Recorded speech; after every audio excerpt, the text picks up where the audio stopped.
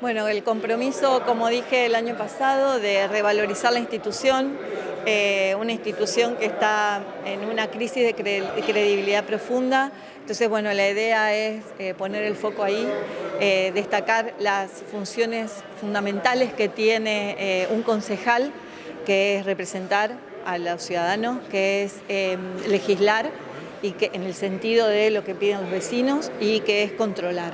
Entonces, un poco revalorizar esas funciones, enfocarnos en ese trabajo, porque, bueno, como dije en las palabras, quien jamás ocupó una banca en el Consejo, quizás con la ambición de conseguirla, acentúa aún más esas crisis de credibilidad que nosotros tenemos. Y es muy importante valorizar la institución del Consejo porque es la base de nuestro sistema republicano de gobierno, que tiene que ver con un país democrático. Y siempre digo yo, quienes no vivieron en un país sin democracia no pueden entender lo que eso significa. Por eso el trabajo del año, en donde este Consejo cumple 75 años, va a ser ponerlo en valor, revalorizarlo y darle la importancia que realmente tiene en este sistema democrático de gobierno. Justamente, ¿no? En las palabras que mencionabas, hacías hincapié en todas estas cuestiones que ibas mencionando y, bueno, sobre todo resaltarlo, ¿no? Ahora que estamos transitando una época de campaña. Sí, totalmente, digamos, es muy importante, es súper importante y que se replique esto, digamos, de que el concejal trabaja a destajo constantemente y valorizar la institución independientemente de quienes la conforman. Digamos, el Consejo es el Poder Legislativo, es quien controla y tiene que existir y tiene que tener el mismo valor que tiene el Poder Ejecutivo. Quizás muchas veces el trabajo del concejal se ve desdibujado porque en realidad el concejal representa al pueblo y el que ejecuta las políticas es el intendente.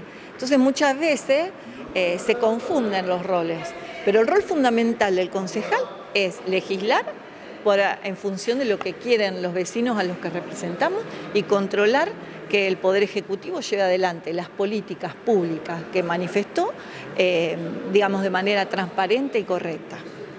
¿Sentís que hoy por hoy el trabajo del concejal y del Consejo como institución está desvalorizado? Totalmente, digamos, uno lo escucha en la calle, lo escucha en la gente, lo ve en las redes.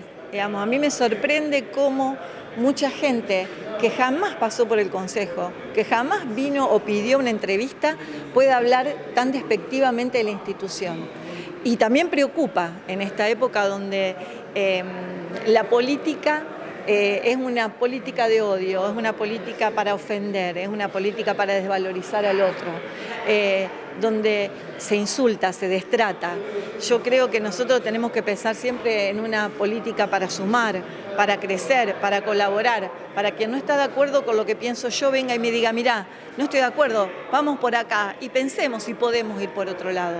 Uno tiene siempre una posición, tiene un camino, tiene un objetivo, pero no es la verdad, como decía el intendente, la verdad absoluta no existe. Entonces es necesario también que quienes piensan distinto, en vez de desvalorizar y criticar e insultar, se sienten a sumar. Independientemente de esa frase, ¿qué te pareció el discurso del intendente? Sí, me pareció un discurso muy sólido. Quizás debería haber destacado que las obras públicas que se hacen en Villa Constitución se hacen por recursos que llegan de la provincia, porque los ingresos genuinos del municipio, el 80%, como dice siempre, son para pagar sueldos. Entonces, matemáticamente vemos que es imposible que con el otro 30% o 20% se hagan las obras que se ven que se hacen. Por eso también destacar que nuestro gobierno provincial está, a pesar de la diferencia de color político, no tiene mezquindades y decidió aportar y traspasar realmente los recursos que son también de la ciudad, la coparticipación, los recursos corrientes, obras menores, en tiempo y forma, para que nosotros podamos capitalizarlo en nuestra ciudad y para que se vea la ciudad en obras que se está viendo. Bueno, por otro lado, Vivi, comenzamos el mes de marzo, bueno, Día de la Mujer, el 8M se va a conmemorar en pocos días, así que qué reflexión y qué palabras podés decir al respecto. Bueno, como representante del género, también, digamos, nosotros en la Argentina tenemos una base legal muy sólida, nuestra Constitución ha puesto en el rango supremo la modificación como rango constitucional los derechos humanos y más que nada los derechos que tienen que ver con las mujeres y la igualdad de género. Entonces tenemos una base legal o un rango legal muy sólido, pero aún falta un montón. Es muy difícil la implementación de esas normas porque la muestra es, como decía en mis palabras, que la violencia de género sigue siendo muy grave en la Argentina, que la brecha salarial aún no se ha disminuido, sigue existiendo una brecha salarial entre varones y mujeres. En cuanto a la política, vemos que la ley de cupos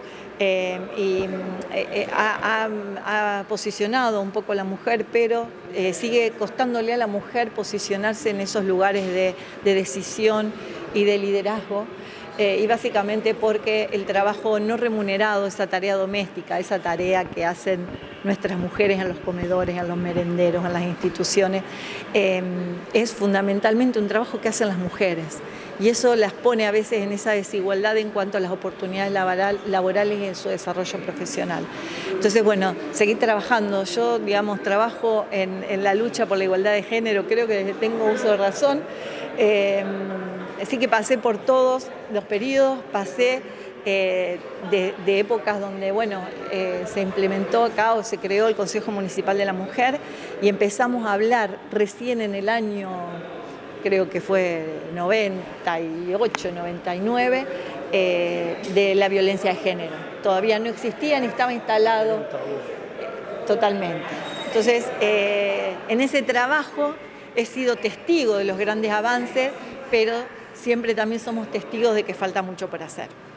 ¿Qué opinión te merece puntualmente el discurso del presidente en un momento haciendo referencia a lo que haces mención vos, pero diciendo como que ya estaban en un límite, que era un tope, que se le había dado mucho más de lo que corresponde en igualdad de género comparando con el sexo masculino? Bueno, justamente eso es un discurso que atrasa, es un discurso que vuelve a poner a la mujer en ese plano de desigualdad por el que venimos luchando. Así que bueno, también reclamar al gobierno nacional que se cumplan con esos estándares de los derechos humanos, que no se olvide que la protección de la mujer y los derechos de las mujeres y todos los derechos que tienen que ver con la igualdad de género tienen supremacía constitucional. Y nosotros la Constitución, que es nuestra ley suprema, no la podemos dejar de cumplir, hay que cumplirla. Y se cumplen con programas y con políticas públicas que tiendan a eliminar esa desigualdad.